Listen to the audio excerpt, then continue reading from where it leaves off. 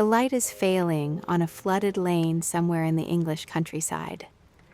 The year is 1860 or perhaps 1870, but the precise date matters less than the heavy atmosphere of the hour. Through the thickening mist and the steady, rhythmic pulse of the rain, a shape emerges. It is a smear of brilliant, impossible white against the gray mud and the iron sky. It is the rustle of damp gauze caught in the glow of a guttering lamplight. A child stops and points. A traveler pulls his collar tight and quickens his pace, his boots splashing through the rising water. This figure does not explain herself. She does not speak or offer a name. She simply insists upon her presence at the threshold of the known world. She stands at the crossing where private grief meets public exposure, a pale, luminous rupture in the Victorian evening. This is the woman in white. To the superstitious, she is a banshee or a warning of impending death. To the local gossip, she is the remnant of a forgotten convent or the victim of a hidden tragedy. But to those who look closer, she is something far more complex. She is a social index. She is a lens through which we can view the deepest anxieties of an era obsessed with propriety, inheritance, and the movement of women through public spaces. In this exploration, we will not merely recount ghost stories for the sake of a chill. Instead, we will trace this figure from her ancient folkloric roots into her industrial age transformation. We will follow her from the oral traditions of the village green to the high-stakes sensation novels of Wilkie Collins. We will examine how the Victorian press turned private sorrow into a marketable spectacle.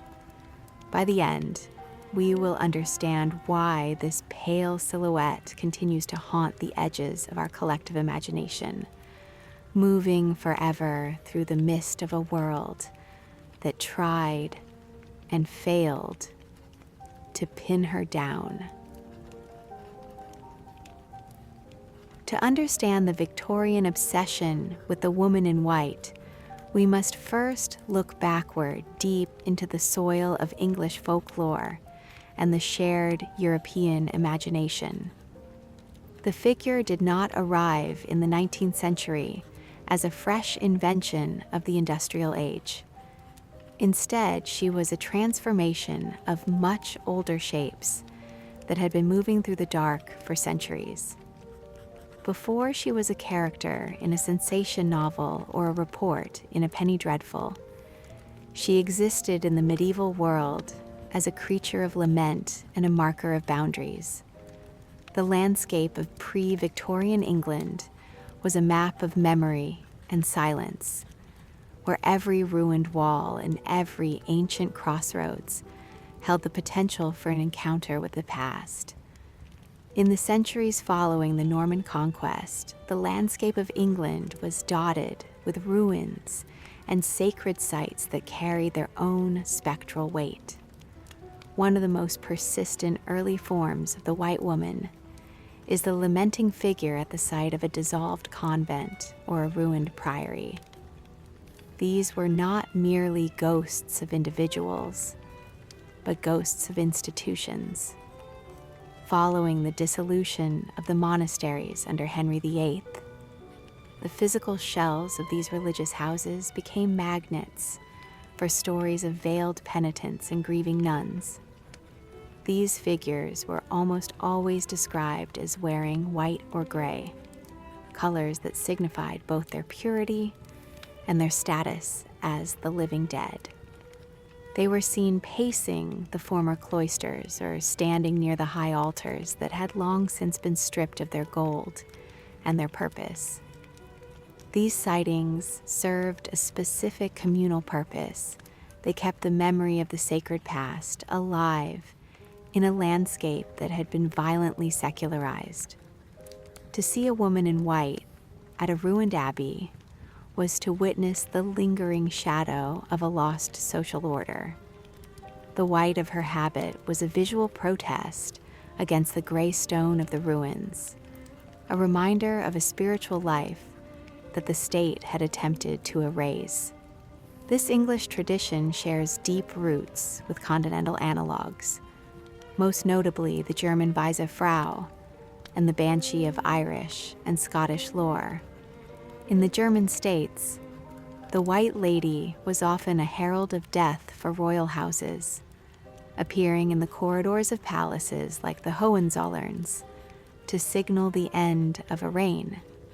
While the Banshee is often associated with a piercing wail, her visual presence is frequently that of a woman in a white shroud or a pale dress, washing the blood-stained clothes of those about to die. This connection between the color white and the approach of death is foundational. In the pre-modern world, the shroud was the final garment, and to see a figure dressed in the white of the grave was to receive a prophetic warning.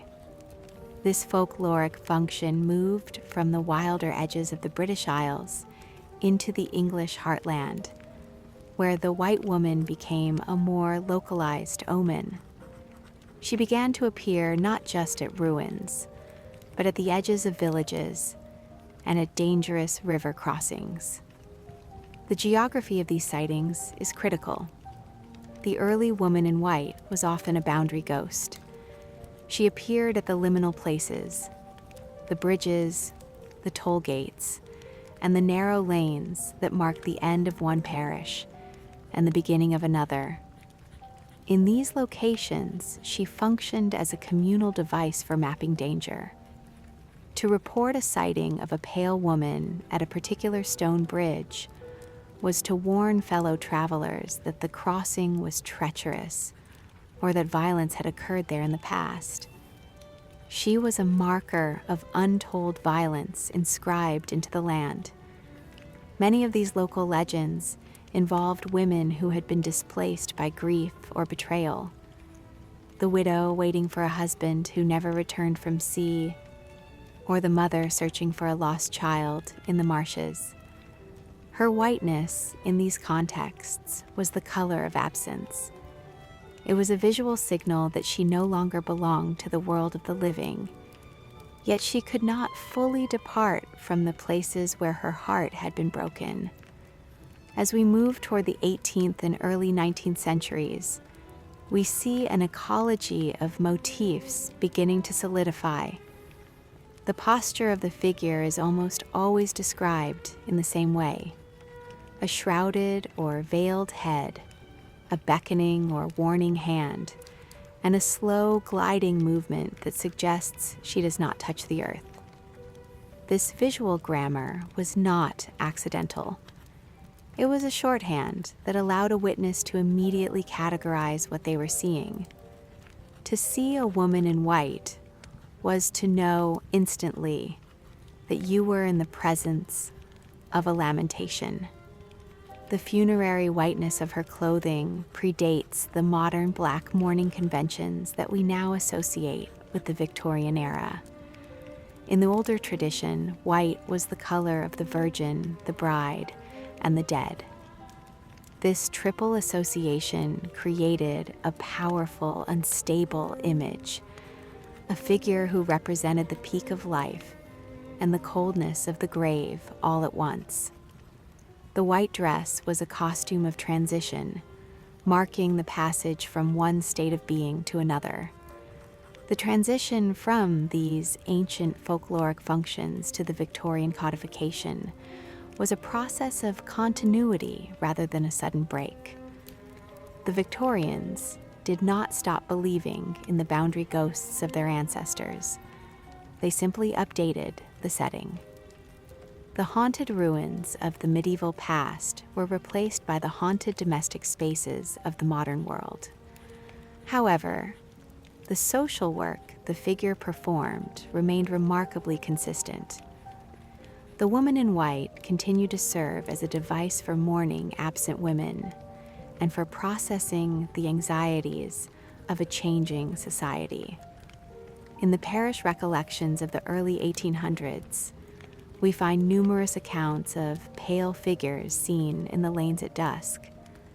These stories were often used by parents to keep children away from dangerous areas, or by communities to reinforce moral lessons about the consequences of broken promises. We must also consider the material reality of these sightings.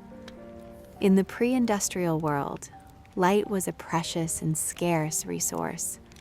The flicker of a candle or the pale reflection of the moon on a damp lane could easily transform a common object into a spectral visitor. A woman walking home in a simple linen smock, the standard undergarment of the working class, would appear as a luminous, unearthly figure against the dark hedgerows. This material fact fed the folklore. The whiteness of the figure was not just a spiritual quality, it was a physical one, dictated by the fabrics of the time. Linen and wool, when undyed, possessed a ghostly pallor that stood out in the twilight. This visibility made the woman in white a natural protagonist for stories of the night. She was the most legible thing in a world of shadows. The oral tradition of the village green and the coaching inn provided a fertile ground for these stories to grow and mutate. Travelers would exchange accounts of the white lady of the bridge or the veiled woman of the manor, and each retelling would add new layers of detail. These stories were not just entertainment. They were a form of local history. They recorded the tragedies that the official records ignored: the nameless women who died in childbirth, the servants who were cast out of great houses, and the victims of village feuds. By turning these women into ghosts, the community ensured their stories would not be forgotten. The spectral woman became a vessel for the collective conscience of the parish, a way of acknowledging the wrongs that could not be righted by the law. Rather than seeking a single origin point for the woman in white, we should see her as a composite figure. She is the nun whose convent was destroyed, the bride whose husband was lost at sea, and the traveler who never reached her destination. She is the embodiment of the unburied past. As the 19th century progressed and the rural population began to migrate toward the growing industrial cities, they carried these stories with them. The boundary ghost of the country lane became the phantom of the urban alleyway. The ecology of motifs that had served the village so well was adapted to the new environment of the city.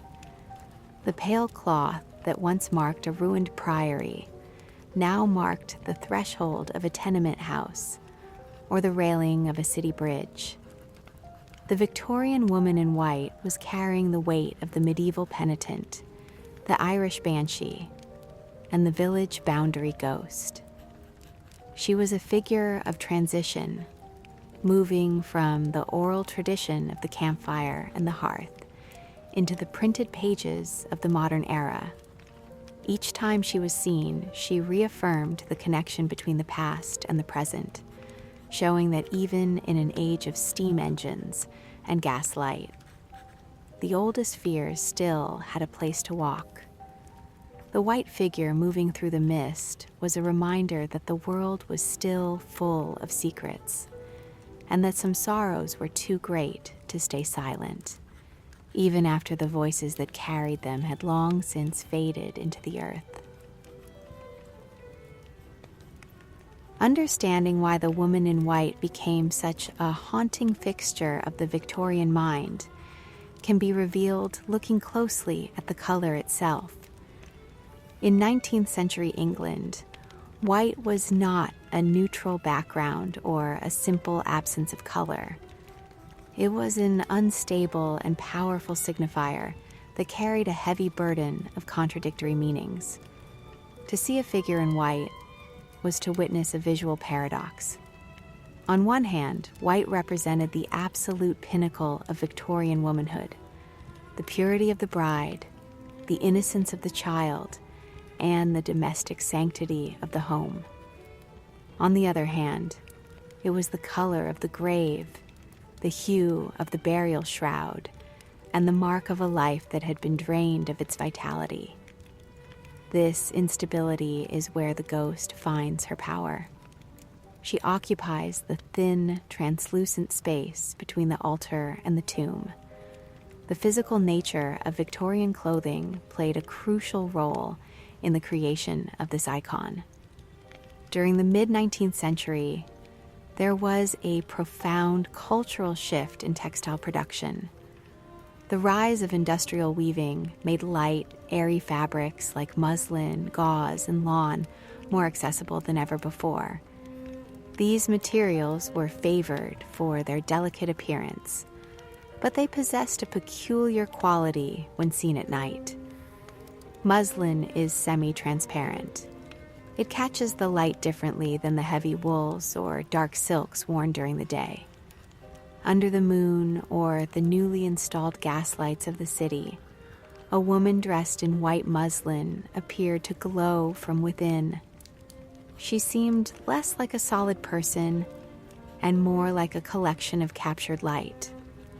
This materiality created a phenomenon often referred to in contemporary accounts as the muslin ghost.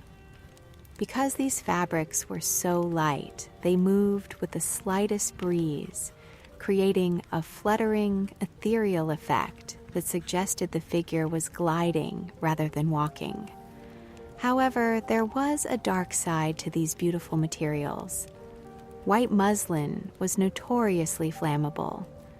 The Victorian era is littered with tragic accounts of women whose light, white dresses caught fire from a stray spark or a low-set candle.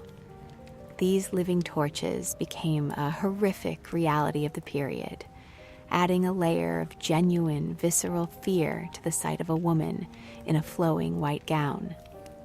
The image of the woman in white was thus tethered to a very real danger: the fragility of the female body in an environment designed by men but filled with open flames. The fear of the spectral woman was often a subconscious reflection of the fear of this sudden, violent transformation from beauty to ash. The production of the color white was also a matter of chemistry and cost. Achieving a pure, brilliant white was difficult and expensive.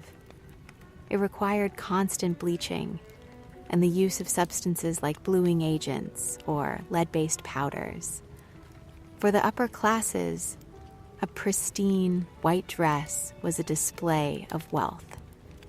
It signaled that the wearer did not have to work, that she lived in a clean environment, and that she had the servants necessary to maintain such an impractical garment. But for the ghost, this whiteness took on a different meaning. It became the color of pallor. In medical and social discourse of the time, a pale complexion and white clothing were often linked to the vapors, consumption, or mental instability. The woman in white was frequently a woman who had been drained of her social standing or her physical health. Her whiteness was an index of her absence from the healthy, vibrant world of the living. It was the color of the asylum walls and the hospital sheet. We cannot discuss the iconography of the woman in white without discussing the lighting of the Victorian world.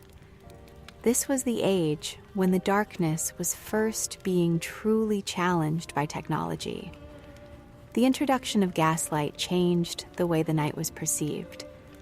Gaslight was not the steady, clear illumination of modern electricity. It was a flickering, hissing, yellowish light that cast long, distorted shadows. It created pockets of visibility in an otherwise dark street. When a figure in white entered one of these pools of light, the contrast was blinding. The white cloth would reflect the gaslight with an intensity that made the face of the wearer almost impossible to see, turning her into a featureless, luminous shape. This visual effect was amplified by the ubiquitous London fog and the industrial smog that choked many English towns. In a world of gray mist and soot-stained brick, a white figure was a radical disruption. She was conspicuously legible. Even at a great distance or through a thick haze, the human eye could pick out the movement of a white dress. This made the woman in white the perfect protagonist for a city that was becoming increasingly crowded and anonymous. She could be seen, but not known. She offered the promise of a story, a mystery to be solved, standing out against the monotonous backdrop of the industrial landscape. The iconography also relied heavily on the use of the veil. In Victorian social code, the veil served two primary purposes. For the bride, it was a symbol of modesty and the transition to a new life. For the widow, it was a symbol of grief and withdrawal from the world. The woman in white often combined these two meanings. She was frequently described as wearing a white veil that obscured her features, creating a sense of ambiguous testimony. Was she a bride whose wedding had been interrupted by tragedy? Or was she a mourner who had lost her way? This ambiguity allowed the figure to represent various forms of social transgression. A woman walking alone at night in a white dress and a veil was a challenge to the Victorian order. She was out of place both physically and socially. The white dress, which should have been a sign of domestic virtue, became a sign of dislocation when seen on a lonely bridge or a dark road. It suggested a woman who had been cast out of her proper sphere. This is the root of the fallen woman archetype that haunts so much of the period literature.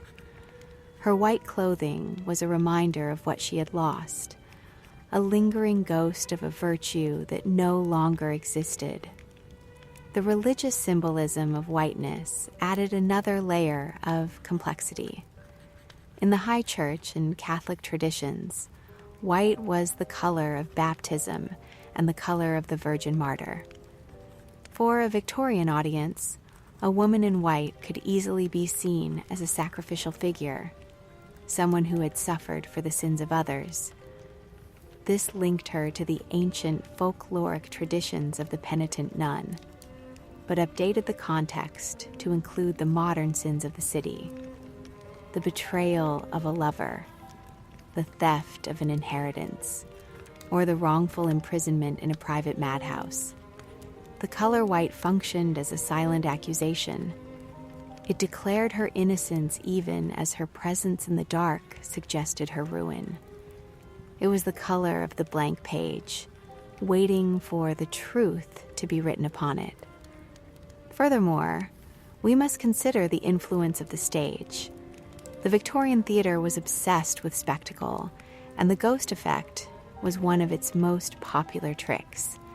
Using hidden mirrors and clever lighting, stage technicians could make a woman in white appear to manifest out of thin air. These performances codified the movements of the ghost, the slow, deliberate gestures, the fixed gaze, and the sudden disappearances. Popular melodrama turned the woman in white into a theatrical beat. Audiences became trained to recognize the visual cues of the spectral woman, and they began to project these cues onto real-world sightings. This was further reinforced by the birth of photography. Early photographic processes required long exposure times, and any movement during the shot would result in a blurred, translucent image. These accidental ghosts in family portraits or street scenes provided a visual template for what a spirit was supposed to look like. They were always pale, always blurred, and always dressed in light-colored clothing. By the time Wilkie Collins wrote his famous novel, the iconography was already fully assembled in the public mind. The woman in white was a product of fashion, chemistry, lighting technology, and theatrical artifice. She was a concise narrative device that could convey a complex story of grief, madness, and social betrayal in a single, silent glance. She was the ghost of a society that was obsessed with visibility, but terrified of what might be revealed when the light finally caught the gauze. The color white, in its Victorian context, was never just a color. It was a battlefield of meaning. It was the white of the nursery, the white of the wedding chapel, and the white of the asylum cell. It was the white of the winding sheet that wrapped the dead, and the white of the letter that brought news of a ruined inheritance. When the woman in white moved through the dusk, she carried all of these associations with her. She was a living reminder that in the Victorian world, the most beautiful things were often the most fragile, and that the things meant to be most visible were often the most effectively hidden. The material conditions of the 19th century created a unique visual grammar. The soot from coal fires turned almost everything a dull, uniform brown or black. Against this grimy landscape, a woman in white was an impossibility. She was a vision of cleanliness in a world of filth, which suggested she belonged to a different realm entirely. This contrast made the sighting of such a figure a transformative experience for the witness. It was not just a ghost story. It was a rupture in the industrial reality of the age. The iconography of whiteness provided the language for a national obsession, one that allowed the Victorians to discuss the things they feared most: the loss of identity, the vulnerability of the body, and the persistence of the past in a world that was trying to move toward the future. The white figure moving through the mist was a reminder that the world was still full of secrets, and that some sorrows were too great to stay silent, even after the voices that carried them had long since faded into the earth. Mapping the geography of the woman in white reveals a complex network of local beliefs that were far from uniform. Across the diverse landscape of 19th century England, the figure took on specific shapes dictated by the environment she haunted. These regional variants were not random. They were practical responses to the geography and history of the land itself. To see a white lady in a northern industrial town meant something very different than seeing her in the quiet river valleys of the South.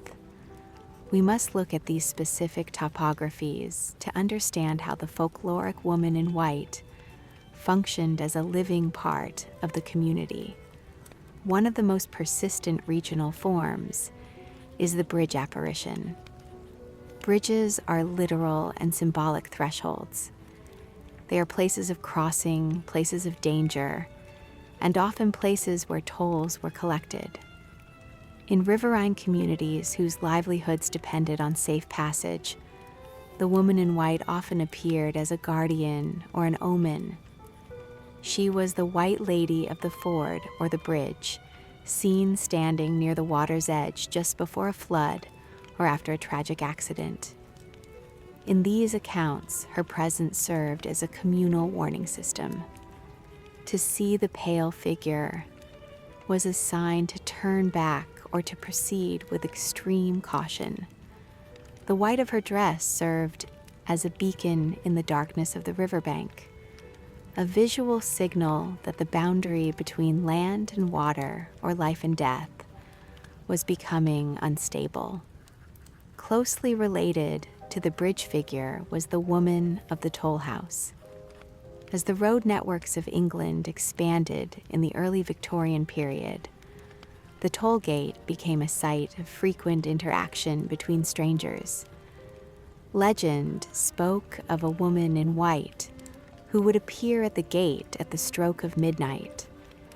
She would offer a coin that vanished when touched, or she would pass through the locked gate without a sound. These stories reflected the anxieties of a society moving from a local economy to a national one. The toll gate was where money and identity were checked, and the presence of a ghost at this boundary suggested that some things could not be bought or regulated. These sightings were often used by locals to mock the authority of the toll collectors, implying that their greed had summoned a supernatural witness. In the market towns and along the major coaching roads, the figure often took the form of the lost bride or the roadside traveler. These sightings were frequently reported by coachmen and night guards, men whose lives were defined by mobility and the dangers of the open road. The story usually involved a woman in a white wedding gown seen walking along a particular stretch of road, often near a coaching inn. These tales frequently centered on a broken promise, a bride who had been jilted at the altar or who had died on her way to her wedding. In the context of the coaching economy, these stories added a layer of romantic tragedy to the arduous task of travel. They transformed a mundane stretch of highway into a site of narrative interest, a place where the community could project its anxieties about the fragility of marriage and the risks of the road. If a coachman claimed to have seen the White Lady of the high road, it was a way of elevating his dangerous, dirty job into something legendary. Then there are the manor window watchers. This variant is found most often in the rural heartlands, where great estates and old families dominated the social landscape. In these stories, the woman in white is not a traveler, but an inmate. She is seen standing at a high window of a manor house, her pale face framed by the dark stone. This figure often represented the secrets of the aristocracy, the hidden wife, the disinherited daughter, or the victim of a family feud. Her presence at the window made the private grief of the great house visible to the village below. She was a silent witness to the betrayals that happened behind closed doors, a visual reminder that property and inheritance often came at a terrible human cost. These sightings were often used in local gossip to challenge the moral authority of the landowning class, suggesting that their wealth was built on a foundation of sorrow and that their walls could not hide the truth. On the lands once held by the church, the figure of the penitential nun remained a powerful presence long after the monasteries had been reduced to ruins. These sightings were particularly common in regions where the memory of the dissolution of the monasteries was still entangled with local identity. The woman in white in these areas was often described as a nun in a pale habit, pacing the boundaries of her former domain. These stories were not just about religion, they were about the ownership of the land. They functioned as a way for the community to acknowledge a sacred past that had been overwritten by modern agriculture or industry. The nun was a boundary ghost, in a literal sense, marking the edges of a world that no longer officially existed, but still held a claim on the imagination. She was the ghost of the land itself, protesting the enclosures and the loss of communal space. Another significant regional variant appeared in the industrial north. particularly around the mills and the rising factory towns. Here, the woman in white was often associated with the dangers of the machinery. She was the white lady of the mill, sometimes seen near the mill race or the engine room. This version of the ghost was far more grounded in the brutal reality of industrial life. She was the spirit of a worker killed by a loom or a girl who had drowned in the reservoir. Her whiteness in this context was not the purity of a bride, but the pallor of the overworked and the malnourished. These stories served as a form of folk resistance, a way for workers to articulate the horrors of their environment without fear of retribution from their employers. The transmission of these regional variants was a vital part of Victorian social life. Folklore did not just exist, it was actively shared and reshaped. Market days were the primary hubs of this exchange. When farmers, traders, and laborers gathered in the town square, they did more than trade goods. They traded stories. A sighting of a white lady in a nearby parish would be recounted, refined, and eventually integrated into the local stock of legends. These oral accounts were often amplified by itinerant chapbooks and the early provincial press.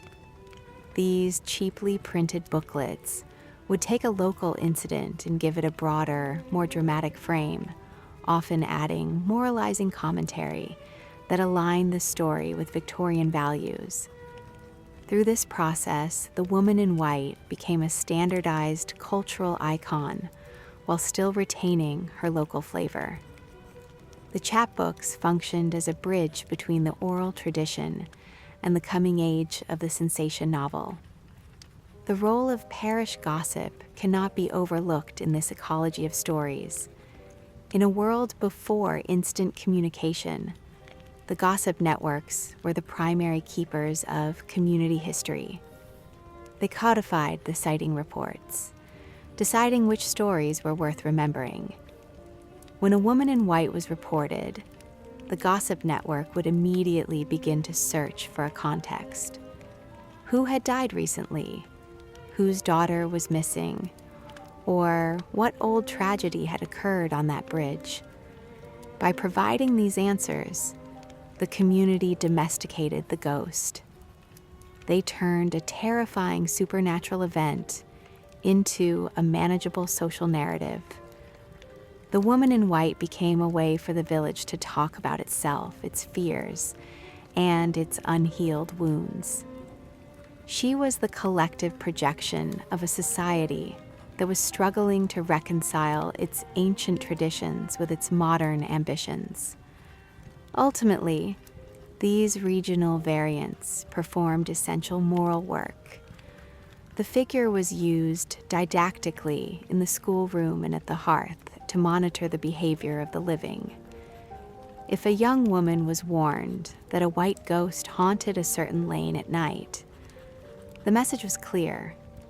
She should not be out alone. The ghost was a tool of social control, used to enforce the boundaries of female mobility. At the same time, the figure served to preserve a sense of place in an era of rapid change. By attaching a story to a bridge, a window, or a road, the community ensured that the landscape remained thick with meaning. The woman in white was the manifestation of a social script that prioritized the protection of the innocent and the exposure of the guilty. She was the sign of something left unfinished, a persistent reminder that the past was never truly dead. It was simply waiting in the mist for someone to recognize it. The year 1859 marks a tectonic shift in the history of the woman in white.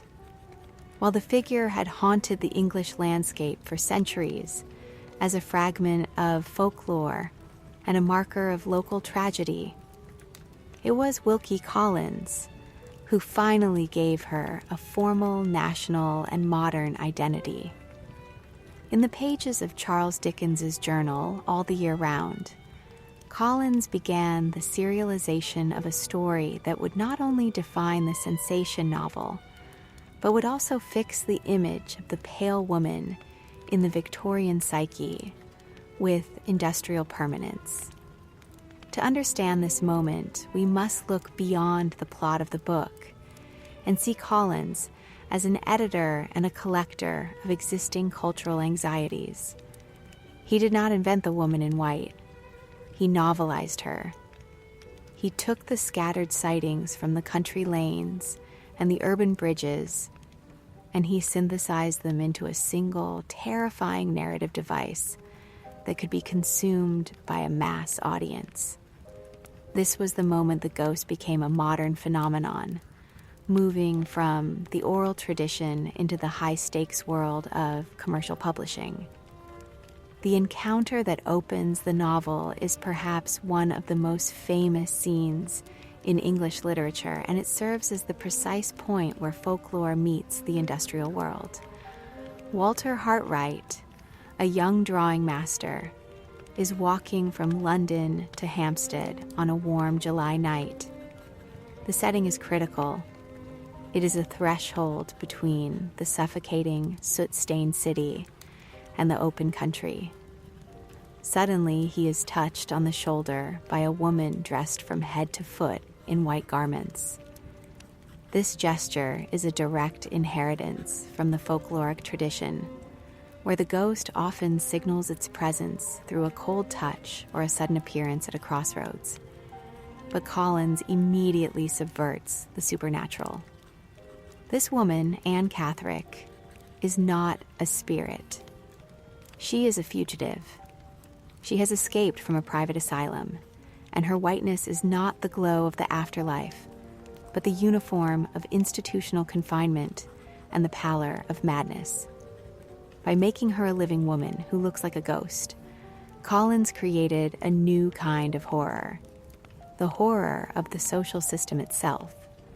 The terror does not come from the grave, but from the realization that a living human being can be rendered spectral by the laws and institutions of man. Collins's formal strategy for the novel was revolutionary for its time. He structured the story as a series of testimonies, written by different characters, as if they were providing evidence in a court of law. This choice was a deliberate critique of the legal and social institutions of the 19th century. In the mid-Victorian period, a woman's testimony was often dismissed, especially if her mental health or social standing was in question. By forcing the reader to piece together the truth from fragmentary, sometimes contradictory reports, Collins mimicked the way a ghost story spreads through a community. He treated the woman in white as a problem to be solved through documentation, letters, diaries, and legal depositions. This shifted the focus from the simple shiver of the supernatural to the complex scandal of the social. The mystery was no longer whether the woman was a ghost, but why she had been erased from society, and who stood to profit from her disappearance. The reader becomes a detective, a lawyer, and a witness all at once, navigating a labyrinth of paperwork that mirrors the bureaucracy of the age. At the heart of the novel is the theme of identity theft, a fear that was particularly acute in an era of rapid demographic change and expanding bureaucracy. Collins uses the figure of the woman in white to dramatize the vulnerability of women under Victorian property law and the doctrine of coverture. Under these laws, a married woman had no legal identity separate from her husband. She could not own property, sign contracts, or even claim guardianship of her own children. The character of Anne Catherick is the double of the wealthy heroine, Laura Fairley. Because they look identical when draped in white, they are interchangeable in the eyes of the law and the villains who seek Laura's inheritance. The white dress becomes a shroud that hides the true identity of the wearer, making one woman as disposable as the other. This doubling allowed Collins to explore the fragility of female subjectivity. If a woman could be stripped of her name, her property, and her freedom simply by being placed in a different set of white clothes and locked in a room, then the entire structure of Victorian domesticity was built on sand. The woman in white became a symbol of the erased woman, the individual whose existence is sacrificed to maintain the patriarchal order of inheritance and social stability. Collins was a master of the micro-hook, using the weekly serial format to build a sense of frantic anticipation that the world had never seen before.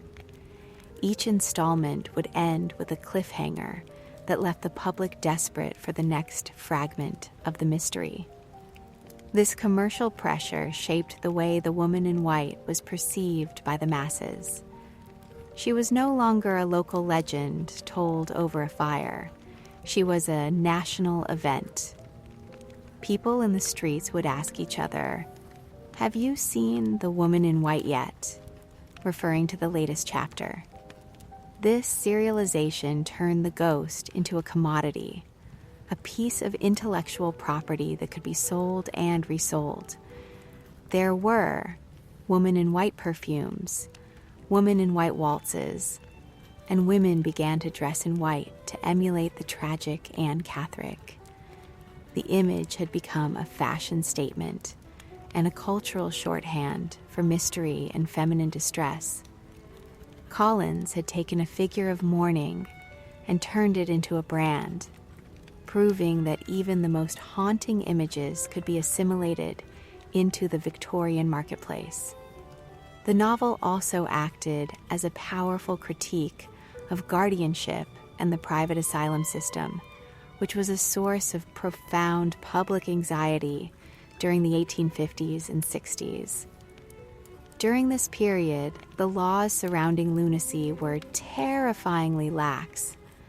A husband or a guardian could have a woman committed to an asylum with minimal medical oversight, often as a way to seize her assets or silence her dissent. By casting Anne Catherick as a victim of this system, Collins connected the folkloric image of the pale woman to a very real, very modern nightmare. Her whiteness was the color of the blank space where her rights used to be. The novel forced its readers to confront the fact that the most dangerous ghosts were not those who rose from the grave, but those who were buried alive by the law. The spectral quality of the woman in white was a reflection of her legal invisibility. She haunts the world because she has no place in it, a living person who has been declared civilly dead. Collins's influence on the iconography of the figure cannot be overstated. He standardized certain beats that would reappear in fiction and theater for the next century. The sudden appearance at a gate, the incoherent but prophetic warning, the fainting spell, and the veiled persistence. These all became part of the standard kit of the woman in white. He also introduced a sense of profound ambiguity regarding the character's agency. Is Anne Catherick a victim, a messenger, or a threat? This uncertainty kept the reader off balance, much like a witness to a real-world sighting. Collins recognized that the power of the image lay in its refusal to be fully categorized. Even when the plot is resolved and the villains are defeated, the image of the woman on the road remains. She is a figure of unresolved testimony, a reminder that for every woman who is saved, there are thousands more who remain hidden in the shadows of the institutions. The whiteness of her clothing serves as a permanent mark of her trauma, a visual stain that can never be fully washed away. The novelization of the figure also changed the way the press reported on real-life events. After 1860, any report of a woman in white was almost immediately compared to Collins's character. The novel provided a framework through which the public could understand and interpret their own sightings. If a woman was seen wandering in a white dress, the newspapers would headline it as a real-life woman in white, borrowing the prestige and the thrill of the fiction to sell papers. This feedback loop between literature and the press solidified the figure's status as a national myth. The boundaries between folklore, fiction, and news became increasingly porous. The woman in white was a collective creation, a product of the novelist's imagination that had escaped back into the real world. She became a way for the Victorians to talk about the things they found most uncomfortable: the abuse of power, the instability of identity, and the ways in which the law could be used as a weapon of domestic terror. We must also consider the role of the sensation novel as a genre. Sensation fiction was often criticized for being low or unhealthy because it focused on the body, on nerves, and on domestic crime. It brought the terrors, the Gothic castle, into the modern drawing room. The woman in white was the perfect vehicle for this transition. By placing her in a recognizable contemporary setting, Collins made the ghost feel more immediate and more dangerous. She was not haunting a medieval ruin. She was haunting the very streets the readers walked on. This domestication of the spectral was Collins's greatest achievement. He proved that the modern world, with its lawyers and its steamships and its asylums, was just as haunted as the ancient world of the banshee and the penitent nun. The sensation was not just in the plot, but in the physical reaction of the reader, the racing heart, and the cold sweat that signaled a confrontation with the unknown.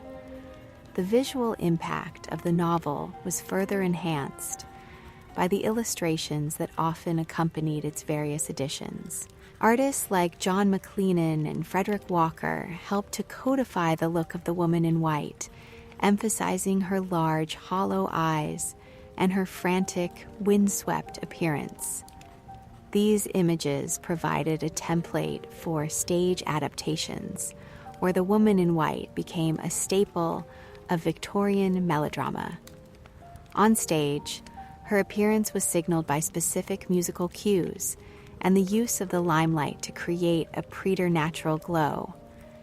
This multimedia presence ensured that even those who had not read the novel were familiar with the figure. The woman in white was everywhere, in the bookshops, on the stage, in the advertisements, and in the dark corners of the public imagination. She had become the defining specter of the mid-Victorian era, a figure who could be used to sell anything from a novel to a bottle of scent, while still retaining her ability to terrify. Wilkie Collins transformed the woman in white from a ghost into a symptom. She became a symptom of a society that was obsessed with the control of women's bodies and the security of property. She was the visual manifestation of the unspoken in Victorian life. Through his formal innovations and his keen sense of social critique, Collins ensured that the woman in white would never again be just a local legend. She had become a formal narrative device, a structural necessity for the modern thriller, and a lasting emblem of the 19th century's deepest fears. When we look at her now, we see not just a pale figure in the mist, but the complex machinery of a society that was trying and failing to keep its secrets buried. The woman in white on the road to London was a signal that the age of mystery had not ended. It had simply moved into the light of the gas lamp, where every white dress could be a shroud, and every testimony could be a lie. The novel did not just describe a haunting. It created one that would last as long as the paper it was printed on. While the literary genius of Wilkie Collins provided the formal structure for The Woman in White, it was the ravenous machinery of the Victorian press that truly propelled the figure into the hearts and homes of the masses. The proliferation of this phenomenon was not solely the work of novelists. It was a phenomenon fueled by a radical revolution in print culture and the commercialization of fear. To understand how a local sighting transformed into a national obsession, we must look at the specific commercial circuits of the 19th century. This was an era where the tax on knowledge was being repealed and the cost of paper was plummeting, leading to an explosion of cheap, accessible print that reached every corner of the British Isles. The Woman in White was the perfect product for this new market. She was a visual brand that could be printed, reprinted, and distributed with industrial efficiency, moving through the same veins of commerce as coal, cotton, and tea. The trajectory of a sighting often began in the most private of spaces. It might start as a late-hour whisper at a village market, a frantic remark from a housewife to her neighbor, or a nervous account given by a laborer to his foreman.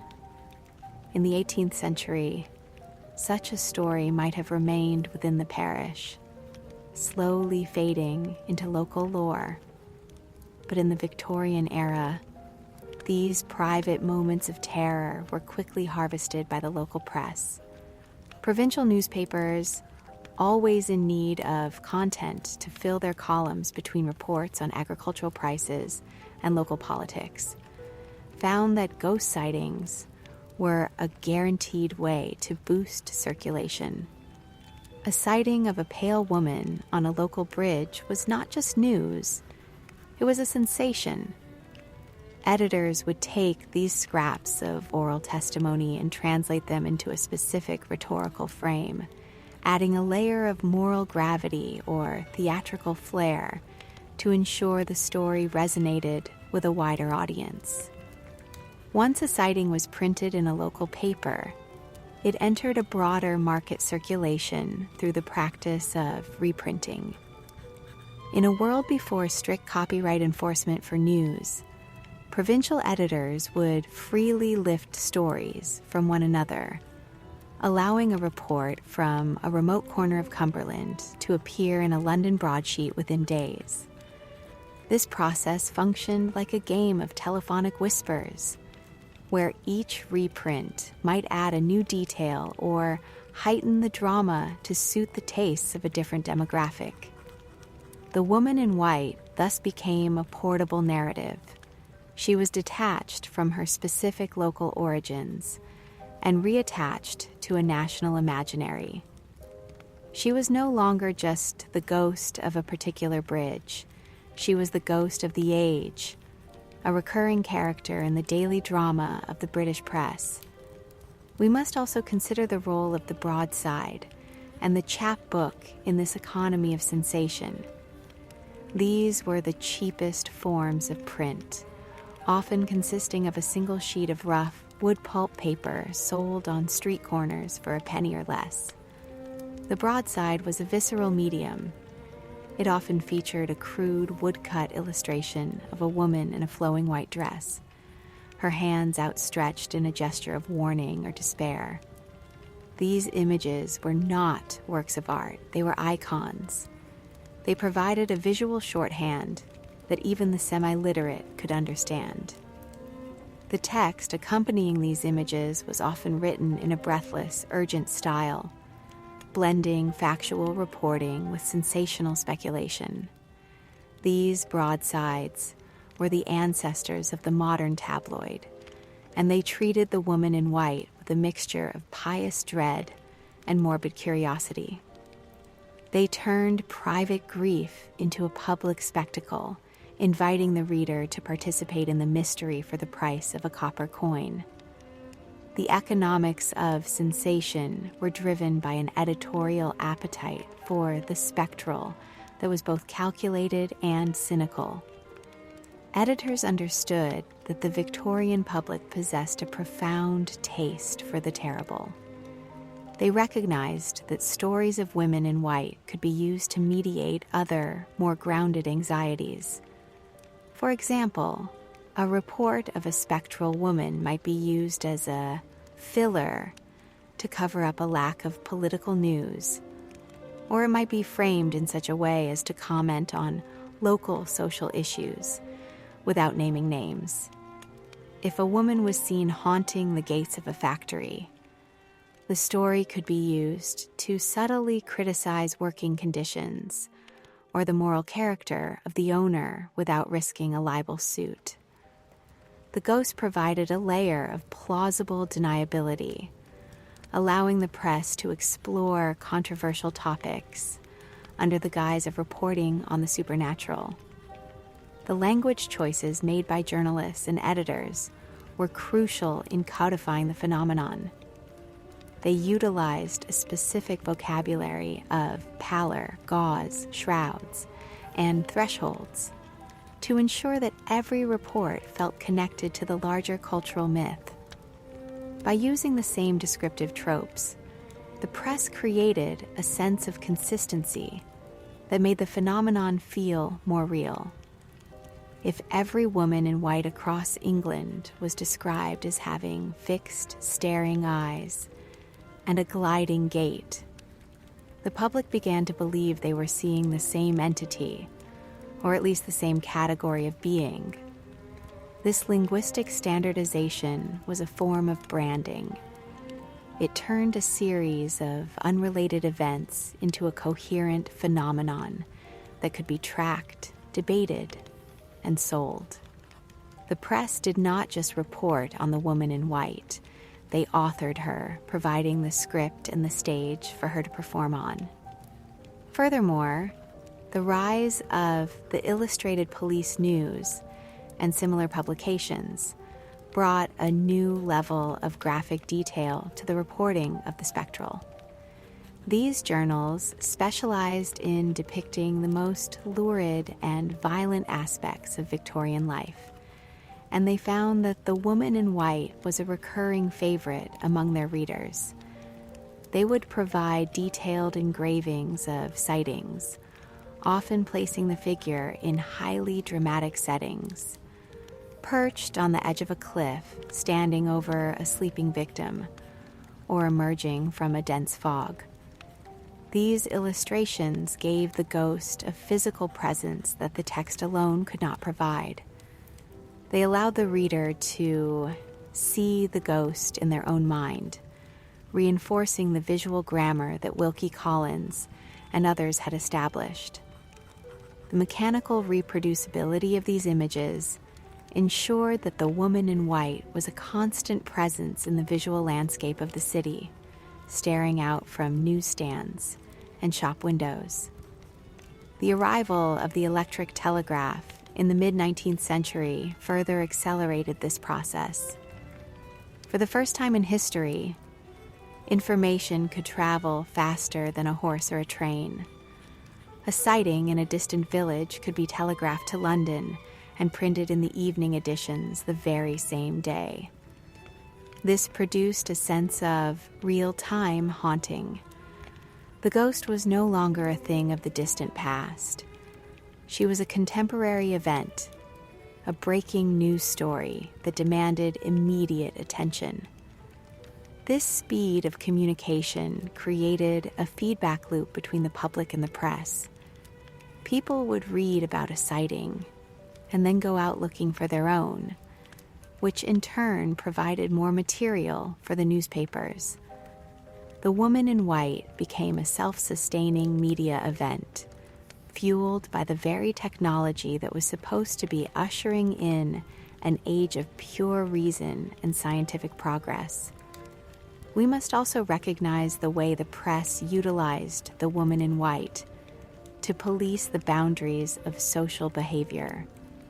Many reports were framed as moral tales, where the appearance of the ghost was linked to some transgression or failing on the part of the witnesses or the community. If a group of young men reported seeing a white lady after a night of heavy drinking, the newspaper might use the account to lecture its readers on the dangers of intemperance. If a sighting occurred near the site of an unsolved crime, the press would use it to pressure the authorities to reopen the case.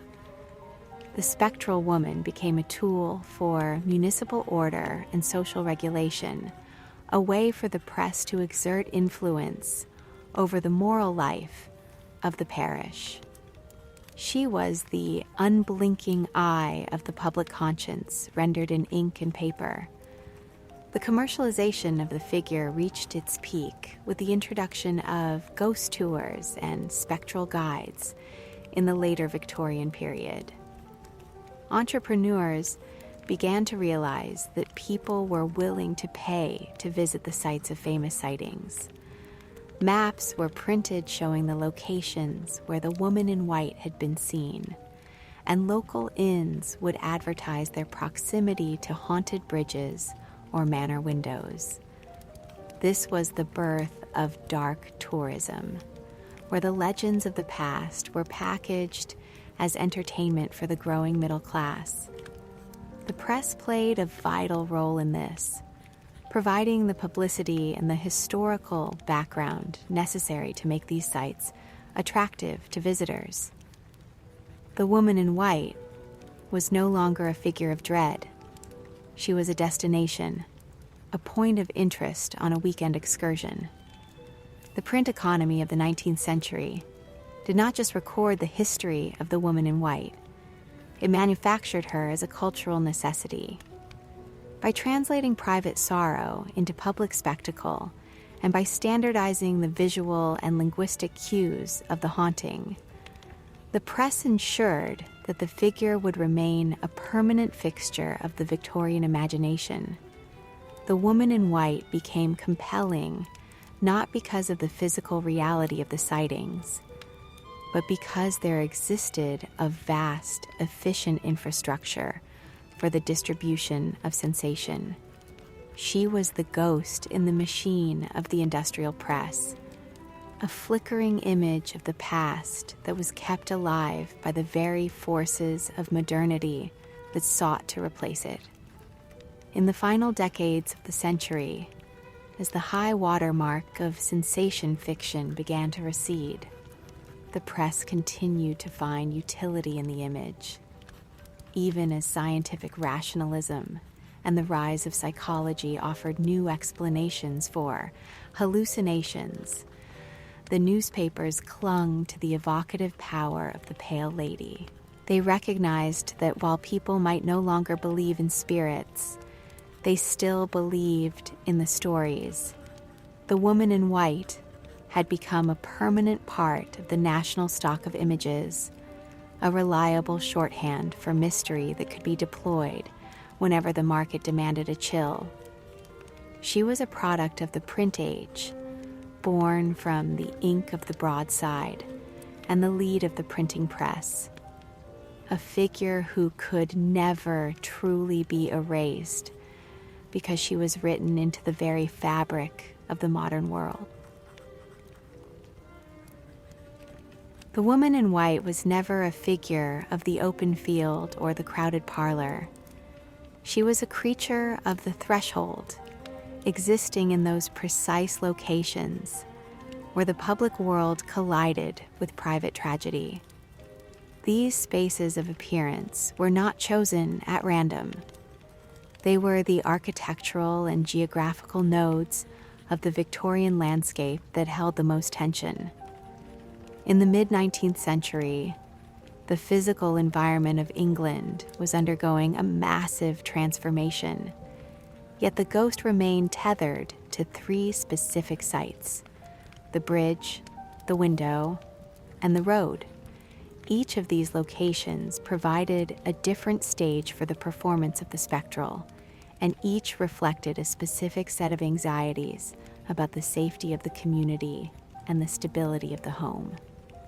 The bridge is perhaps the most ancient and potent of these sites. In the Victorian imagination, a bridge was a site of transition and inherent danger.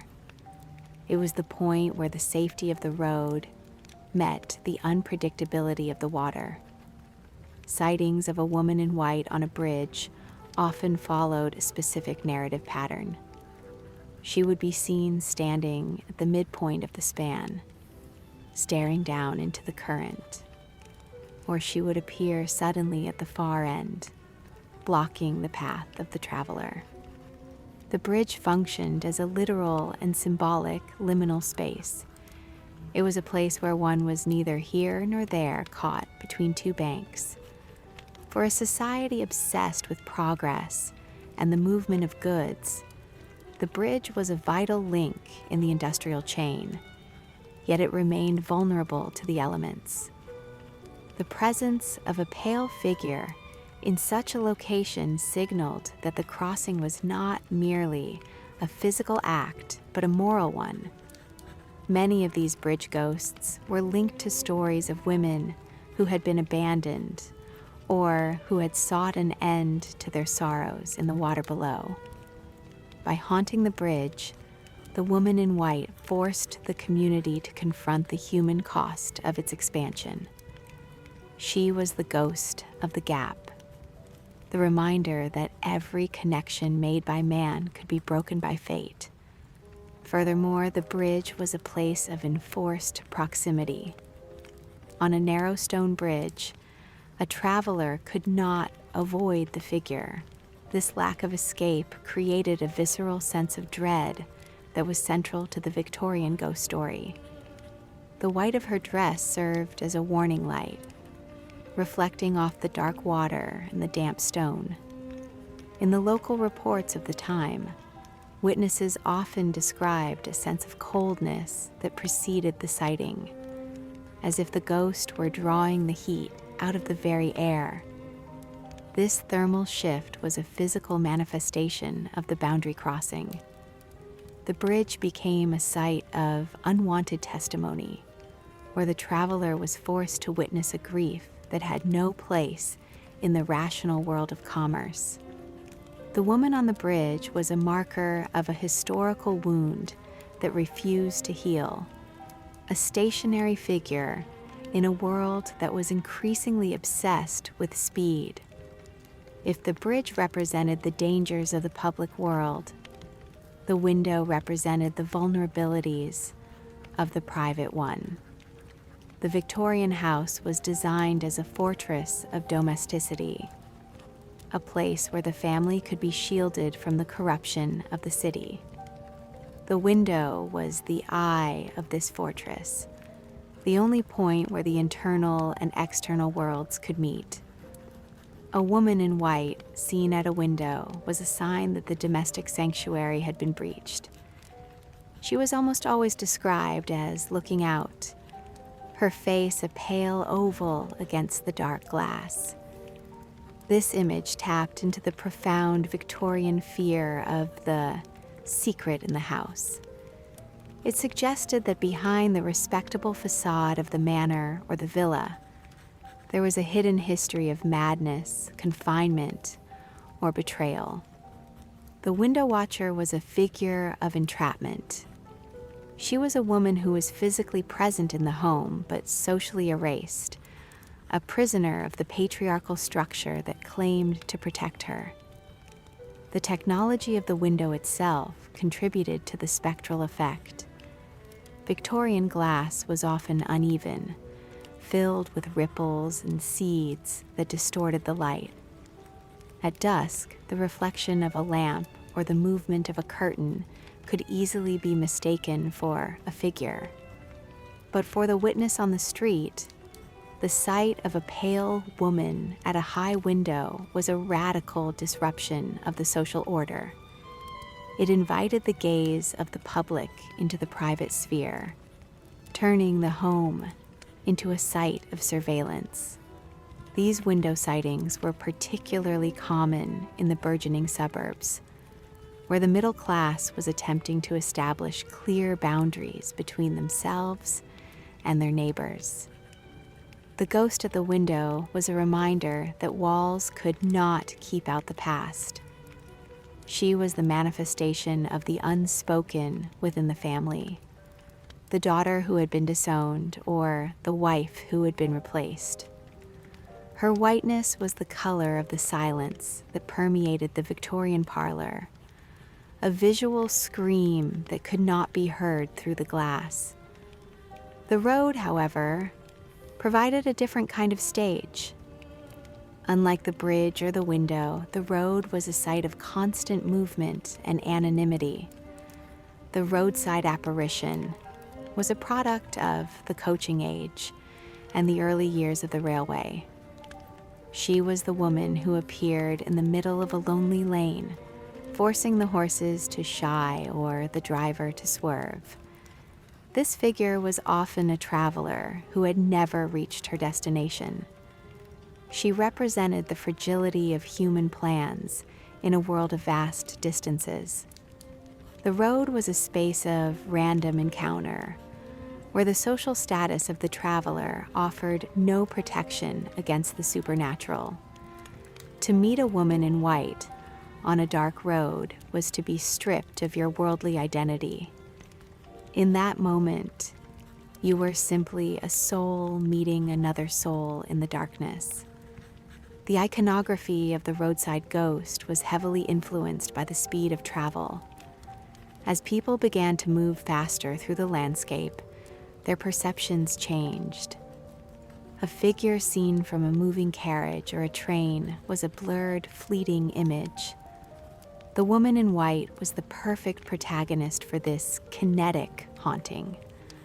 Her pale dress made her visible for a split second before she disappeared into the hedgerows. This created a sense of narrative residue, where the traveler was left with a fragment of a story that they had to complete for themselves. The road became a site of collective storytelling as travelers shared their accounts at the next inn or station.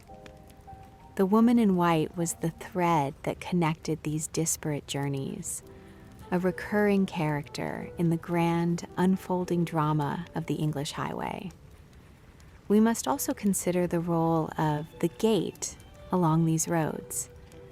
The gate was a point of controlled entry, a place where one had to stop and be identified. The woman in white at the gate was a figure of refusal. She challenged the right of the traveler to pass, or she stood as a silent sentry over a property that had been lost. This variant of the ghost was often linked to legal disputes over land and inheritance. She was the unrighted heir, the person whose claim to the land had been ignored by the courts. Her presence at the gate was a form of spectral litigation, a protest against the enclosures that were changing the face of the countryside. By haunting the boundaries of the estate, she made the legal abstractions of property law into a physical, terrifying reality. The material culture of these spaces also played a role. The white limestone of the roads, the gray stone of the bridges, and the dark wood of the window frames all provided a high contrast background for the figure. The Victorian world was a world of textures, and the ghost was the most radical texture of all. She was the smoothness of the silk or the thinness of the gauze against the roughness of the industrial world. This tactile quality was essential to the way the sightings were reported. Witnesses did not just see the ghost, they felt her presence as a disruption in the physical fabric of the space. The air felt thinner, the light felt colder, and the silence felt heavier. These sensory cues were as important as the visual ones in defining the experience of the haunting. Ultimately, these spaces of appearance functioned as a map of the Victorian conscience. By placing the woman in white at the bridge, the window, and the road, the culture was identifying the points where its moral and social systems were most likely to fail. The bridge was where the community failed the individual. The window was where the family failed the woman. And the road was where the state failed the traveler. The ghost was the witness to these failures. She appeared at the exact moment when the order of the world broke down, providing a face for the chaos that lay just beneath the surface of Victorian respectability. She was the cartographer of the invisible England, the one that existed in the shadows of the factories and the corners of the great estates. The persistence of the woman in white in these specific locations suggests that she was more than just a ghost story. She was a way for the Victorians to read their own landscape. By attaching a legend to a bridge or a window, they were making the environment meaningful in a way that maps and census data could not. They were populating the industrial world with the spirits of the past, ensuring that even in an age of science, the land remained haunted. The woman in white moving through these spaces was a reminder that the world was still full of thresholds, and that every time we cross from the known into the unknown, we are walking on the bones of those who went before us. She was the stationary point in a world of motion, the silent witness to a century that was moving too fast to see what it was leaving behind. Consider the architectural ghost of the Victorian gender divide, a figure that embodies the deep-seated fears surrounding female agency in a rapidly changing world. To understand her power, we must examine the intersection of gender, mobility, and the specific anxieties of the 19th century middle class. In this era, the social order was built upon the doctrine of separate spheres, the idea that men belonged to the public world of commerce and politics, while women were the moral guardians of the private domestic sanctuary. The woman in white is a radical disruption of this geography. She is a woman who is out of her sphere. By appearing on the public road or at the lonely bridge, she signals a failure of the patriarchal protection that was supposed to keep her safe within the walls of the home. Her mobility is her most terrifying attribute because it suggests that she is no longer under the control of a father, a husband, or a guardian. She moves through the night without a chaperone, a literal and symbolic fugitive from the domestic ideal. This fear of the mobile woman was not just a literary trope, it was a lived reality of the Victorian age. For a middle-class woman, to walk alone in the city or on a country lane after dark was to invite immediate suspicion. It was an act that bordered on the scandalous because it suggested a lack of male supervision. The woman in white on the road to London is the ultimate unclaimed woman. She has no male escort to vouch for her identity or her purpose. This lack of a guardian makes her a mystery that must be solved, but it also makes her a threat to the stability of the social fabric. Her presence in the public space suggests a breakdown of the domestic order. If a woman can escape her home and wander the night, then the home itself is no longer a secure fortress. The Victorian obsession with the woman in white was a way of processing the anxiety that women were becoming increasingly mobile, both physically and socially, as the century progressed. As the train and the omnibus expanded the reach of the individual, the sight of a woman traveling alone became more common, yet the cultural fear remained, projecting a ghostly pallor onto these pioneers of independence. We must also consider the medicalization of womanhood during this period. The 19th century saw the rise of the specialized field of psychological medicine, which often linked female behavior to biological vulnerability. Conditions like hysteria and the vapors were used to categorize any woman who did not conform to the ideal of the angel in the house. The woman in white is often a victim of this medical gaze. Her whiteness is the color of the asylum gown and the hospital sheet. It is the visual marker of a life that has been pathologized and stripped of its individuality. When we see a woman in white, we are seeing the fear that any woman, no matter how virtuous, could be declared insane and erased from society by a simple medical certificate. This was the silent terror of the Victorian marriage market, the realization that a woman's identity was a fragile thing, entirely dependent on the goodwill of the men who controlled her. The ghost is the manifestation of this fragility, a figure who has been drained of her legal and social self. She represents the hollow shell that remains when a person's agency is confiscated by the state and the medical profession. The concept of the fallen woman also haunts the iconography of the Pale Lady. In the Victorian moral landscape, the loss of virtue was seen as a form of social death.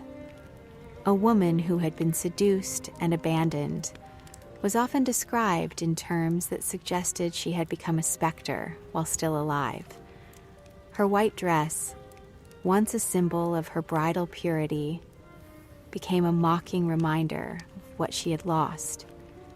This creates a powerful duality in the figure. She is both the innocent victim and the dangerous transgressor. For the Victorian observer, the sight of a woman in white was a test of moral discernment. Was she a saintly martyr or a ruined woman seeking revenge? This ambiguity is where the sensation lies.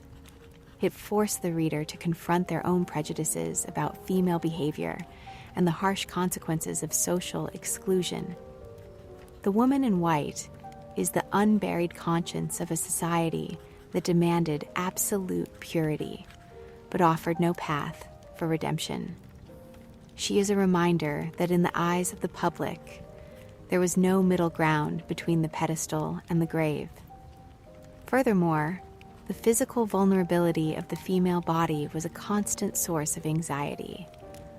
The light, airy fabrics associated with the woman in white, such as muslin and gauze, were not just fashionable, they were symbols of a body that was easily damaged. This physical fragility was often used to justify the confinement of women for their own protection. The woman in white is a figure who has escaped this confinement, but her escape has left her exposed to the dangers of the world. She is the prey of the night, a target for the violence and the predators of the city. Her whiteness makes her a target, a beacon in the dark that draws the eye and the intent of the observer.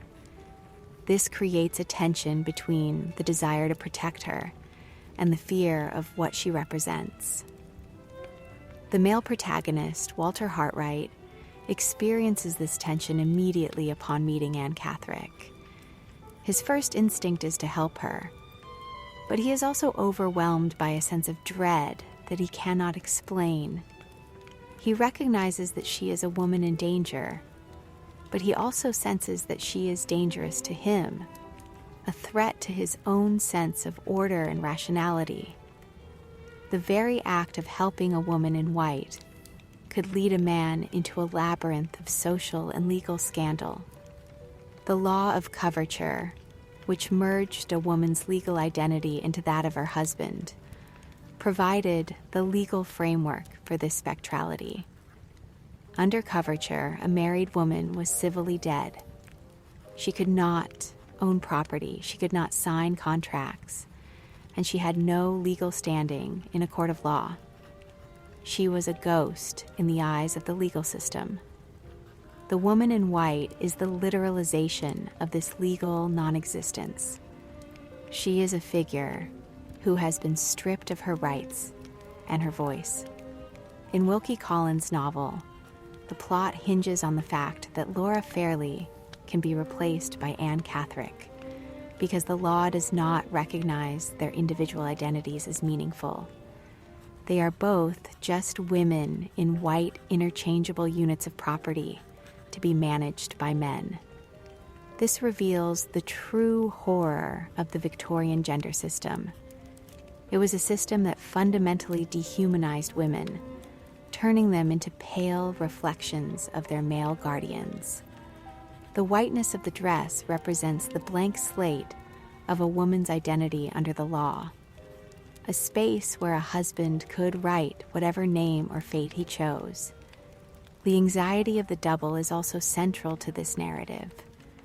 The idea that there could be another version of oneself, a pale and broken shadow, was a recurring motif in Victorian literature. For a woman, the woman in white represented the other life she might have led if she had not followed the strict path of domestic virtue.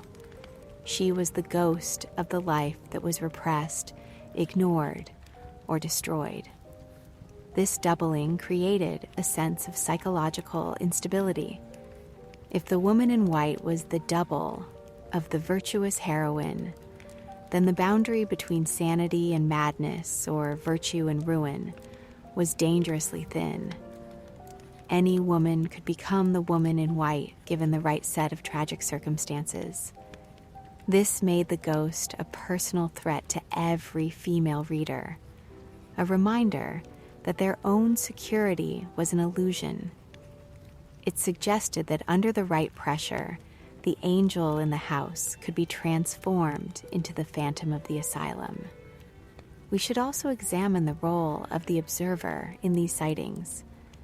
The act of seeing the woman in white was often a gendered performance. In many accounts, it is the male observer who encounters the ghost and attempts to categorize her. This places the woman in a position of permanent passivity, an object to be analyzed and decoded by the male gaze. Her silence is her most profound weapon, but it is also her greatest weakness. Because she cannot speak for herself, she is defined by the stories that men tell about her. This mirrors the way women were treated in the Victorian courtroom and the Victorian home. Their voices were filtered through the interpretations of their fathers, husbands, and doctors. The woman in white is a figure of stifled testimony, a person whose truth is trapped beneath the layers of her own shroud. She is seen but never heard, a visual riddle that the masculine world of logic and law struggles to solve. The transition from the rural lane to the urban street also changed the nature of this gendered anxiety. In the city, the woman in white was a figure of the crowd. She was one of many nameless individuals moving through the industrial landscape. The fear was no longer just about her mobility, but about her anonymity. In the city, a woman could disappear. She could change her name, her class, and her history. The white dress became a form of disguise, a blank canvas upon which she could project whatever identity she chose. This created a profound sense of insecurity among the male elite. If they could not read a woman by her appearance, then the social hierarchy was at risk. The woman in white was the ultimate symbol of this unreadability. She was a figure who was perfectly visible but completely unknowable, a phantom that navigated the modern world with an ease that the old structures of power could not contain. The persistence of this figure suggests that the Victorians were never truly able to resolve their anxieties about gender and power. The woman in white remained a haunting presence because the conditions that created her were never dismantled. As long as women were denied legal agency and physical mobility, the ghost would continue to walk. She was the shadow cast by the Victorian sun, the unavoidable consequence of a society built on the repression of half its population. Her presence was a demand for recognition, a silent protest against a world that preferred its women to be stationary, silent, and safe. The woman in white was the proof that even in the most controlled environment, the human spirit would find a way to escape, even if it had to become a ghost to do so. She represented the uncontainable nature of female identity, which remained vibrant and defiant even when shrouded in the cloth of the grave. In the final analysis of this era's social landscape, the figure serves as a cartographer of the forbidden. She maps the places where women were not supposed to go and the things they were not supposed to do.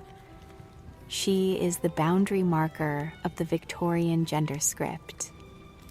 Every time she appears on the bridge or at the gate, she is highlighting the limits of female freedom.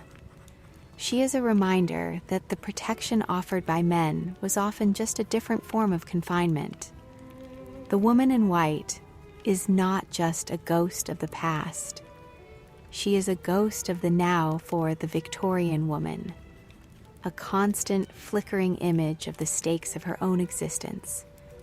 She is the visual evidence of a struggle that was being fought in every parlor and every courtroom in England. A struggle for the right to be a person rather than a specter. The pale figure standing at the crossroads is a question that the 19th century could never quite answer. What happens to a society when its secrets finally walk into the light? To witness the woman in white on the Victorian stage was to see the ghost become a machine.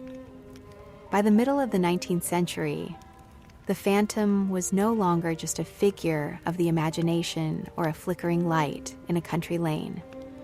She had become a masterpiece of theatrical engineering. The transition of Wilkie Collins's novel from the printed page to the spotlighted stage was almost instantaneous, and this shift transformed the iconography into a set of repeatable mechanical effects. The stage provided a physical space where the anxieties of the era could be dramatized and, more importantly, commercialized. When an audience sat in a darkened theater, they were not just watching a play, they were participating in a collective ritual of visibility. The spectacle of the pale lady was the highlight of the night, a moment where the boundary between the living and the dead was blurred through the use of mirrors, lights, and chemical vapors. This transition from text to performance marked the point where the ghost became a permanent fixture of popular culture, a visual commodity that could be reproduced for the masses. The technology of the ghost was a source of endless fascination for the Victorian public, who were increasingly accustomed to seeing the world through the lens of industrial progress. One of the most significant developments in this field was the invention of Pepper's ghost, an illusion that allowed a translucent figure to appear alongside solid actors on the stage. This was achieved by placing a large sheet of plate glass at a precise angle between the audience and the stage, reflecting an actor hidden in a pit below. This hidden actor, illuminated by the intense, cold glare of the limelight, appeared to the audience as a shimmering, weightless apparition. This technical artifice perfectly suited the character of the woman in white. It allowed her to pass through furniture, walk through walls, and disappear into thin air. mimicking the descriptions found in folklore and sensation fiction. The limelight itself, produced by burning a cylinder of lime in an oxyhydrogen flame, gave the ghost a preternatural greenish-white glow that was distinct from the warm flicker of candles or the yellow hiss of gas. This created a sensory experience that felt truly otherworldly, turning the woman in white into a technological specter for a technological age. Sound played an equally important role in the performance of the spectral, grounding the visual experience in an auditory landscape of dread. Victorian melodrama relied heavily on musical cues to signal the entrance of specific characters and to heighten the emotional stakes of a scene. The woman in white had her own auditory signature, a specific arrangement of notes that signaled her presence even before she entered the stage. Her appearances were often accompanied by tremolo strings, low woodwinds, or the sudden, sharp chime of a bell. These sounds acted as a psychological trigger for the audience, preparing them for the shock of the visual. The music provided a rhythm for her movement, a slow and deliberate pace that suggested she was walking through water or moving in a dream. This auditory branding ensured that the ghost was not just a visual disruption but a sensory immersion. Even before she was seen, the audience could hear her coming, building a sense of frantic anticipation that was essential to the sensation experience. The soundscape of the theater turned the woman in white into a rhythmic event, a pattern of tension and release that could be sold as high-energy entertainment.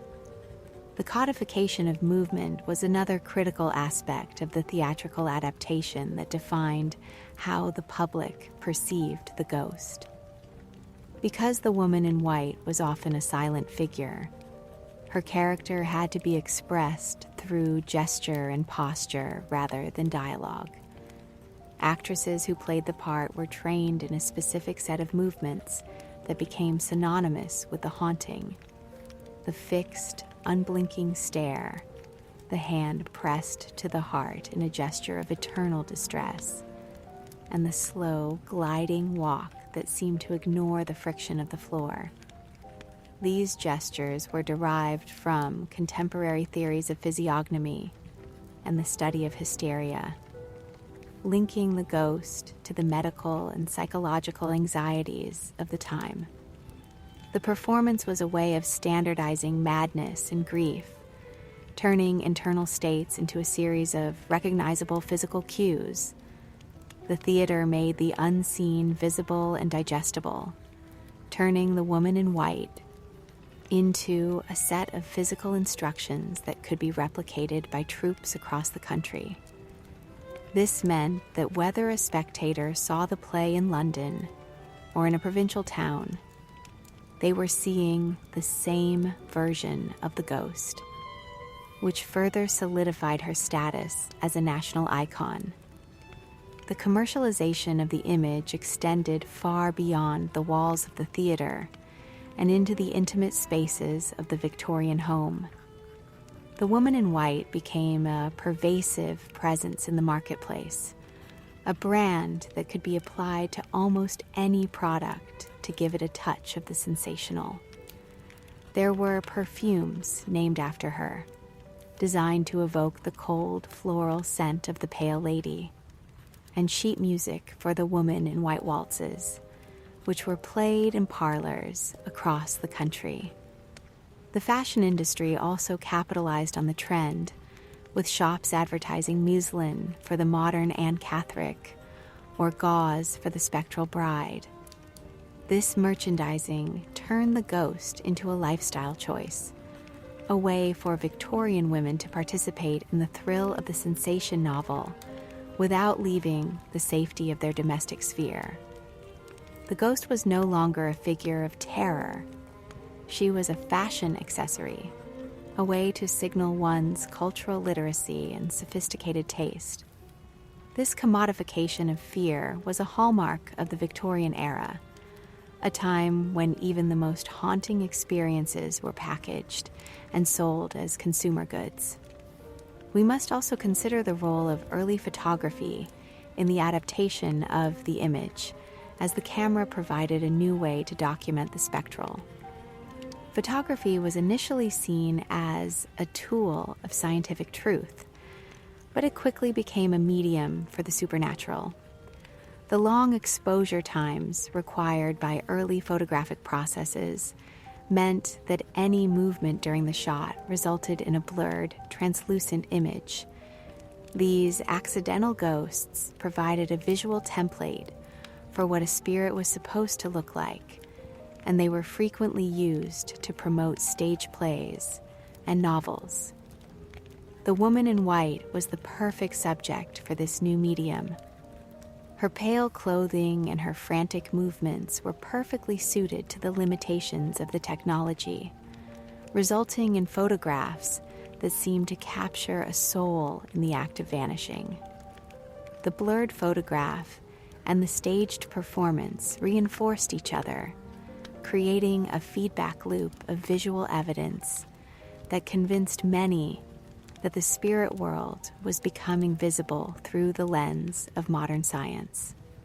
The arrival of early cinema at the end of the century marked the final stage of this adaptation process, as the image was given the power of motion. The silent screen was the natural home for a figure who had spent decades expressing herself through silent movement and visual spectacle. In these early films, the woman in white was often used to experiment with trick shots and double exposures, the cinematic successors to the mirrors and glass of the stage. The camera could make her appear and disappear with a fluidness that the theater could never quite match, turning the haunting into a sequence of light and shadow. This transition to the screen ensured the longevity of the figure, moving her from the localized world of the theater into the global world of mass media. The cinematic ghost was a more intimate presence, her pale face filling the screen and her large, hollow eyes staring directly at the viewer, removing the distance provided by the stage and making the haunting feel more personal and pervasive. The relationship between the staged ghost and real-world sightings became increasingly complex as the century drew to a close. People began to report seeing women in white who behaved exactly like the actresses they had seen in the theater, describing the same gestures, the same clothing, and the same dramatic disappearances. This suggests that the performance had overwritten the folklore, providing a script for the supernatural that the public used to organize their own experiences of the unknown. The woman in white on the road was no longer a mystery. She was a recognized cultural trope, a character who had escaped from the theater and wandered back into the real world.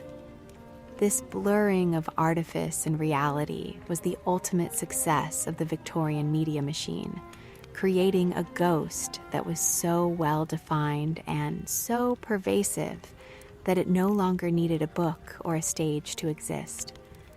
She had become a part of the environment, a flickering image that could be summoned by any witness at any time. Looking back at the history of these adaptations, we can see that the woman in white was the first truly modern ghost.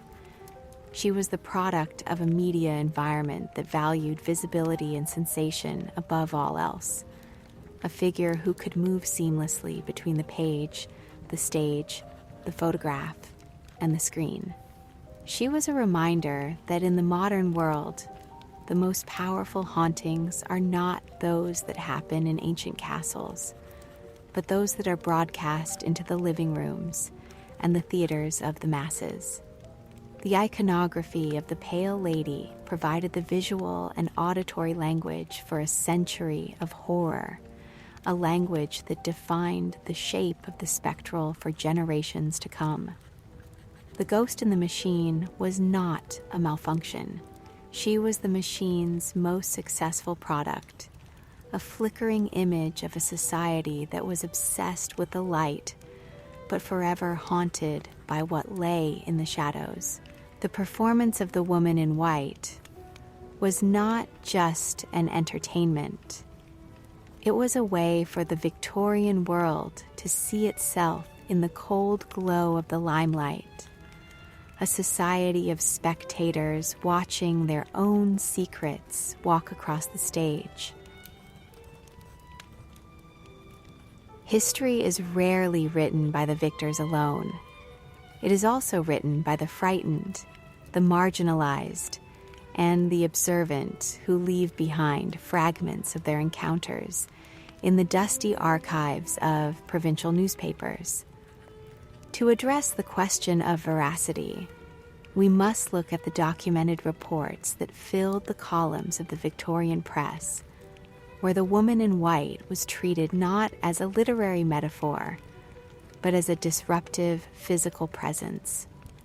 These accounts are not merely echoes of folklore.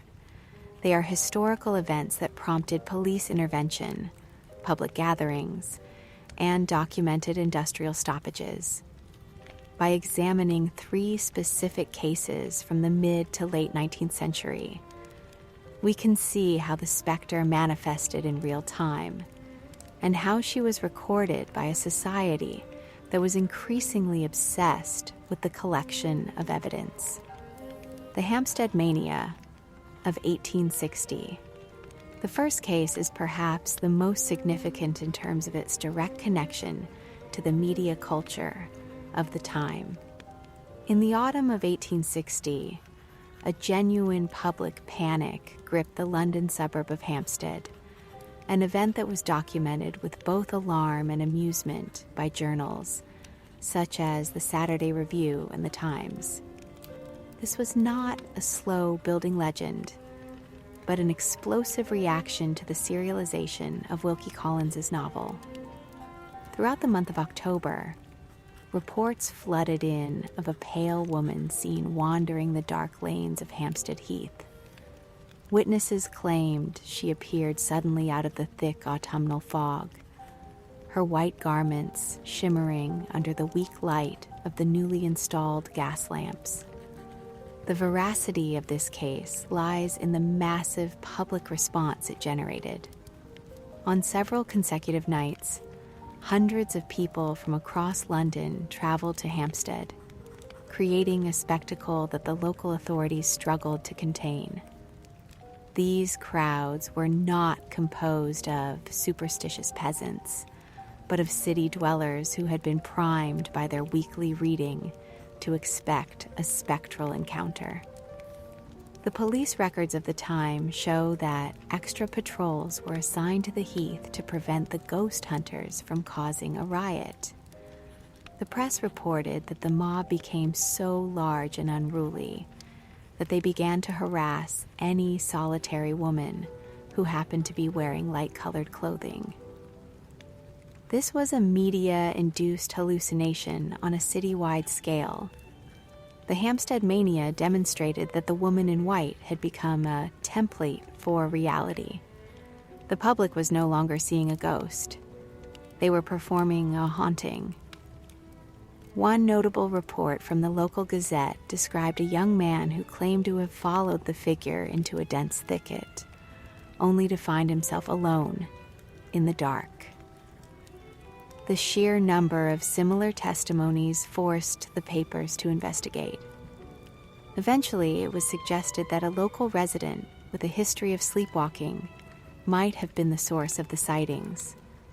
But for the thousands who gathered on the Heath, the truth was found in the shared experience of the search. This case proves that the woman in white was a social fact that could mobilize an entire city, regardless of whether the figure herself was made of flesh or spirit. the Bristol Road apparition of 1835. Long before Wilkie Collins took up his pen, the provincial press was already recording specific, localized sightings that caused significant disruption to the infrastructure of the day. One of the most detailed accounts comes from the Bristol Mercury in the summer of 1835. This case centered on a stretch of road near Black Boy Hill, a location that was then a vital artery for the coaching trade. According to multiple reports from coachmen and passengers, a woman in white would appear in the middle of the road during the twilight hours, causing the horses to rear up and bringing the heavy carriages to a violent halt. The detail provided in these reports is striking. Unlike the vague spirits of ancient folklore, the Bristol ghost was described as wearing a specific style of dress that was already considered outdated: a high-waisted gown and a heavy, opaque veil. One documented account from a driver named Thomas Miller stated that he had attempted to speak to the figure, but she had vanished into the stone wall of a nearby estate as he approached. This was not an isolated incident. It was reported with such frequency that several travelers began to take alternative, longer routes to avoid the site. The economic impact on the local coaching inns was significant enough to be noted in their ledgers. What makes the Bristol case particularly compelling is the way it was analyzed by the local community. The newspaper reports show a clash between traditional beliefs and the emerging scientific mindset of the early Victorian era. Some correspondents argued that the sightings were the result of atmospheric conditions or the play of light on the limestone walls, while others pointed to a local tragedy involving a woman who had been killed in a carriage accident years prior. The veracity of the experience was never in doubt for those who were there. The disruption to the mail service and the physical evidence of frightened horses were recorded facts. The Bristol Road apparition serves as a bridge between the old world of rural legend and the new world of documented industrial travel, proving that the woman in white was a recurring hazard of the English highway. The Burnley Mill Spectre of 1884, the final case study, brings us into the harsh, soot-stained reality of the industrial North. In 1884, the town of Burnley was the site of a unique industrial haunting that was documented in the local Burnley Gazette and the Northern Daily Telegraph. The sightings took place within one of the largest textile mills in the district, where the workers began to report a pale figure moving through the weaving sheds during the night shifts. This was not a ghost of the open air or the romantic ruins. She was a ghost of the machine. The reports from the Burnley mill workers described a young woman in a tattered white dress who would appear near the steam engines just as the pressure reached its peak. Her presence was always associated with a sudden, localized drop in temperature and the smell of ozone. The veracity of this haunting is confirmed by its consequences.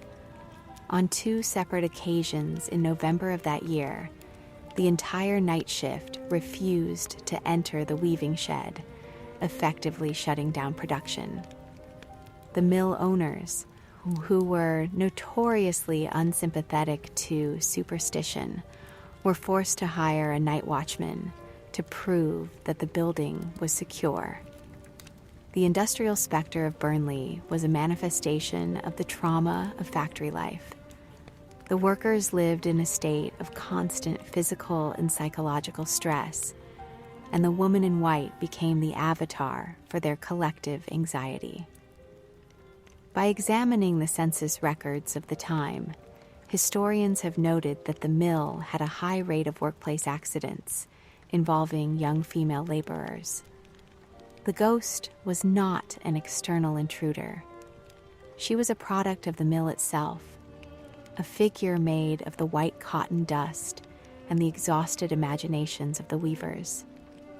The Burnley Gazette treated the story with a mixture of sensationalism and genuine concern for the excitement it caused among the populace. This case proves that the woman in white was a figure that could penetrate even the most rationalized industrial environments, using the language of the haunting to speak to the realities of labor and loss. When we analyze these three cases side by side, a clear pattern of documentary haunting emerges. Each story is rooted in a specific time and place, and each was recorded because it caused a tangible disruption to the social or economic order. The Hampstead fever showed the power of the media to create a phantom. The Bristol reports showed the ghost as a physical hazard to travel. And the Burnley case showed her as a symptom of industrial distress. These are not legends passed down through oral tradition alone. They are reports that were debated in print, investigated by the police, and felt by the pocketbooks of the Victorian elite. The common denominator in these accounts is the way the white dress functions as a visual alarm. In every case, the color white serves to separate the figure from the background of the 19th century landscape. Whether she is seen against the dark greens of the heath, the gray stones of the Bristol Road, or the black iron of the Burnley looms, her whiteness is an act of defiance. It is a demand to be noticed. The veracity of these sightings is found in the physical reactions of the witnesses, the racing hearts, the halted carriages, and the abandoned machines. These were not intellectual exercises. They were visceral, documented confrontations with the unknown. The transition from folklore to documented reportage also changed the way the ghost was perceived. By placing the sightings in the newspaper, the Victorian press turned the woman in white into a public problem. She was something to be solved, categorized, and managed. This transition did not diminish the terror. It simply gave it a new, more modern form. The case studies from Hampstead, Bristol, and Burnley remind us that the history of the 19th century is not just a history of progress and reason. It is also a history of the shadows that those things cast. The woman in white was the figure who inhabited those shadows, and her presence was recorded by a culture that was trying and failing to keep its ghosts in the past. The documented sightings prove that the woman in white was an essential part of the Victorian experience. She was the witness to the other England, the one that was excluded from the official histories of the great and the good. Through these stories, we can hear the voices of the frightened coachman, the frantic mill worker, and the curious Londoner. They tell us that the ghost was not just a literary device. She was a shared reality, a figure who could walk through walls and legal systems alike. The veracity of the woman in white lies in the fact that she was always there, standing at the edge of the gaslight, waiting for the press to find her and for the public to turn her into a sensation. The story of the woman in white does not end with the closing of a book or the final curtain of a Victorian play. She has migrated into the digital age, her pale silhouette flickering in the pixels of the modern screen just as it once did in the gaslight. From the silent films of the 1920s to the high-definition horror of today, The figure remains a structural necessity of our collective storytelling. She is the blueprint for the modern urban legend, the vanishing hitchhiker on the highway, and the vengeful spirit of contemporary cinema. We find that we cannot stop telling her story because we have not yet solved the social problems that first summoned her into being. The anxieties regarding the vulnerability of the individual and the hidden traumas of the domestic sphere are as relevant now as they were in 1859. The white dress remains the most powerful visual shorthand for the unresolved past. It is a blank canvas that invites us to project our own deepest fears. When we see a pale figure at the side of a road or standing at a window in a modern thriller, we are participating in a tradition that is nearly 2 centuries old. This persistence proves that the woman in white is not just a Victorian ghost, but a permanent resident of the human psyche. She is the image of the person who was supposed to be protected, but was instead betrayed. She is the witness who was silenced, but refused to disappear. As long as there are thresholds to cross and secrets to keep, she will be there, waiting in the shadows. The haunting continues because the story is not yet finished. We remain a society of spectators watching the road and waiting for the truth to walk out of the mist. The woman in white is the constant in our shifting landscape, reminding us that beneath our technology, the core of our humanity remains haunted by the same fundamental questions of identity and justice.